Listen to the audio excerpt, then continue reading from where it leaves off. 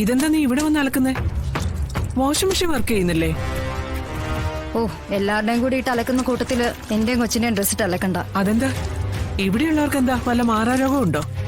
അതൊന്നും എനിക്കറിയില്ല. എന്റെയും കൊച്ചിന്റെയും ഡ്രസ് ഒരല്പം വൃത്തിയിലും വെടുപ്പിലും എടുക്കണമെന്നുണ്ട്. എന്നാ പിന്നെ നിനക്ക് സത്യയുടെ ഡ്രസ്സ് കൂടി എടുത്തുകൂടായിരുന്നോ? അവൾക്ക് നാളെ സ്കൂളിൽ പോകാനുള്ളതല്ലേ? സത്യയുടെ ഡ്രസ് അലക്കാനും തേക്കാനും ഒക്കെ സത്യയുടെ കളക്ടറമ്മ ഉണ്ടല്ലോ. അലക്കിയാലും തേച്ചാലൊന്നും കളക്ടറുടെ കൈ കിടക്കുന്ന സ്വർണ്ണവളയ്ക്ക് മങ്ങലൊന്നും ഉണ്ടാവില്ലല്ലോ. അതെ, നിങ്ങൾ ചേട്ടത്തി അനീതിയും തമ്മിൽ എന്തെങ്കിലും പ്രശ്നമുണ്ടെങ്കിൽ എന്തിനാ കുട്ടികളെ പിടിച്ച് അതിനിടയ്ക്കിടുന്നത്? എന്തിനിങ്ങനെ വേർതിരിവ് കാണിക്കുന്നത്? വേർതിരിവ് കാണിക്കുന്നത് ഞാനല്ല, സത്യമ്മ തന്നെയാ. ഞാനോ? ഞാനെന്ത് വേർതിരിവ് എന്റെ കൊച്ചിനോട് കാണിച്ചു? ദേ ശ്യാമേ, രണ്ട് കുട്ടികളും എനിക്കൊരുപോലെയാ. രണ്ട് കണ്ണോട് ഞാൻ ഇന്ന് വരെ അവരെ കണ്ടിട്ടുമില്ല. സത്യമ്മേ, അവരിങ്ങോട്ട് വരുന്നതിന് മുൻപേ സത്യമ്മ ഈ വേർതിരിവ് കാണിച്ചിട്ടുണ്ട്. പപ്പി മോളെ എല്ലാം വന്ന് എന്നോട് പറയുമായിരുന്നു. സത്യയെ കാണാനായിട്ട് സത്യമ്മ സ്കൂളിൽ പോയിട്ടില്ലേ? വളയും മാലയും ഒക്കെ വാങ്ങിച്ചു കൊടുത്തിട്ടില്ലേ?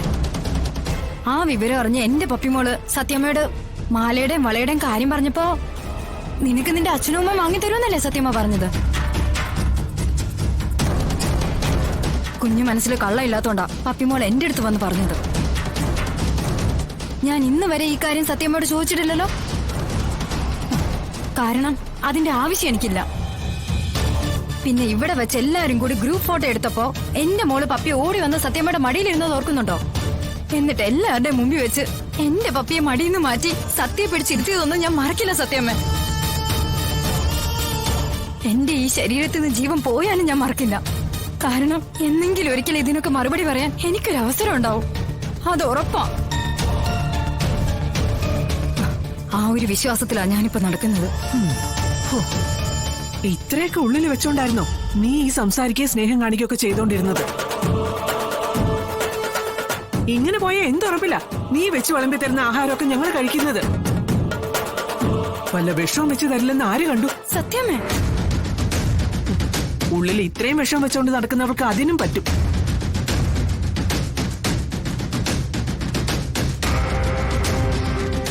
എടാ രോഹിത്തെ,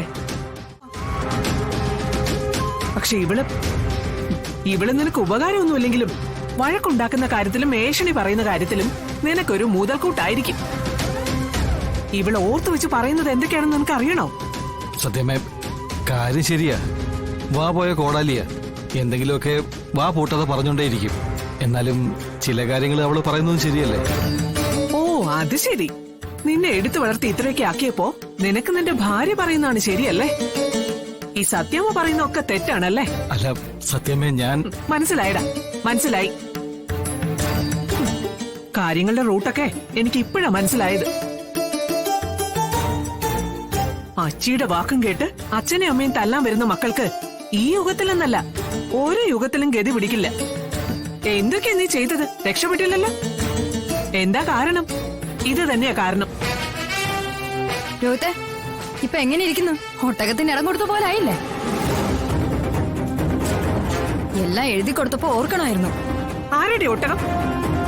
ഞങ്ങളാണോ ഒട്ടകം?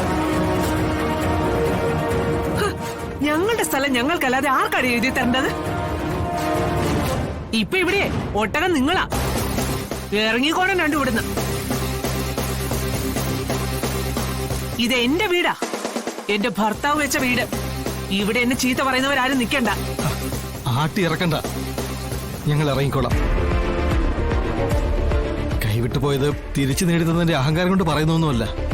ഒരു ദ്രോഹവും ഞാനായിട്ടുണ്ടാക്കിയിട്ടൊന്നുമില്ല. എല്ലാം വന്നു ചേർന്നതാ. ഉപേന്ദ്രൻ വന്നതും ബിസിനസ് ചെയ്തതും മറ്റുള്ളവരുടെ നിർബന്ധത്തിന് വഴങ്ങി കൂട്ടു ബിസിനസിൽ പങ്കുകൊള്ളേണ്ടി വന്നതുമെല്ലാം സത്യാമ്മയുടെ നിർദ്ദേശത്തോടെ തന്നെയായിരുന്നു. പിന്നെ എനിക്കൊരു തെറ്റുപറ്റി. അതിന്റെ പ്രായശ്ചിത്തമായിട്ട് അത് ഞാൻ എഴുതി തരികയും ചെയ്തു. എന്തായാലും മറ്റൊരു കൂര ഒപ്പിക്കുന്നതുവരെ, ഒരാശ്രയം കാണുന്നതുവരെ ഞങ്ങൾ ഇവിടെ തന്നെ കാണും. അതുവരെ ഒന്ന് ക്ഷമിക്കുക, സഹിക്കുക.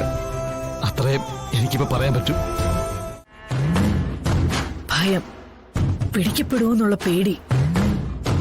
ഒന്ന് കിടന്ന് ഉറങ്ങാൻ പറ്റിയിട്ടില്ല.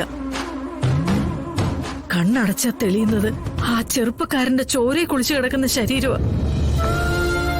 ജയിലിൽ പോകാൻ പേടിയുണ്ടായിട്ടല്ല, ചെയ്ത തെറ്റിന് ശിക്ഷ അനുഭവിക്കാൻ തയ്യാറുമാണ്. പക്ഷേ കൊലയാളികളായ അച്ഛൻ്റെ അമ്മയുടെയും പേരിൽ ബലിയാടാകുന്നത് ശാലിനിയുടെ ഔദ്യോഗിക ജീവിതം. കളക്ടറുടെ അച്ഛനും അമ്മയും ഒരു യുവാവിനെ കൊന്ന് ശരീരം മറവ് ചെയ്തു എന്നറിഞ്ഞാൽ ഈ നാട്ടിലെ മഞ്ഞപ്പത്രക്കാർ വെറുതെ ഇരിക്കുമെന്ന് തോന്നുന്നു. അവർക്ക് മറ്റൊരു വാർത്ത കിട്ടുന്നത് വരെ ഇതൊരാഘോഷാക്കും.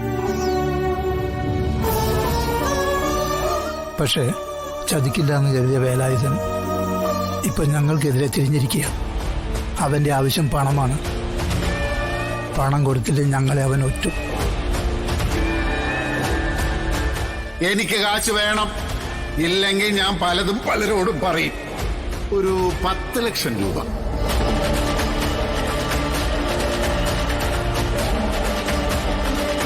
അയാൾക്ക് കൊടുക്കാനുള്ള പണം ഒപ്പിക്കാനാ മോനെ വീടിന്റെ ആധാരമൊക്കെ എടുത്തോണ്ട് ഇവിടെ വന്നത്. എന്ത് വിറ്റിട്ടായാലും ബാങ്കിൽ നിന്ന് പണം ഒപ്പിച്ച് അയാൾക്ക് കൊടുക്കണം. ഇല്ലെങ്കിൽ അയാൾ നമ്മളെ ചതിക്കും. എന്തായാലും തൽക്കാലം ഇപ്പൊ നിങ്ങൾ രണ്ടുപേരും വീട്ടിലേക്ക് പോ. വേലായുധനെ ഞാനൊന്ന് കാണട്ടെ. പണം കൊണ്ടല്ലാതെ മറ്റൊന്നും കൊണ്ടും അവന്റെ വായ അടപ്പിക്കാൻ പറ്റില്ല. പണത്തിന് വേണ്ടി എന്തൊക്കെ ചെയ്യാൻ പറ്റുമോ അതൊക്കെ അവൻ ചെയ്യും. സൂക്ഷിക്കണം.